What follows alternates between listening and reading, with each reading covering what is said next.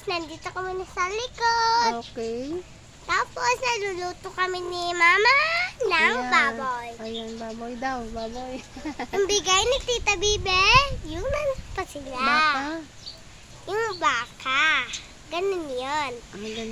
Tapos, papunta ni Mama, ang bihingi din si Mama ng butan. Ayun o, may lambutan, may mangga. Ay, rambutan. Yun yung manggil. Yung mangga! Ay, sorry po. Mangga kasi. Di mo ba narinig? Mangga nga. O sabi mo kasi ano? Ano? Mangkiri. Hindi Joke lang yun. Oh, wait lang. Ano ba to? Labot mo yan dito.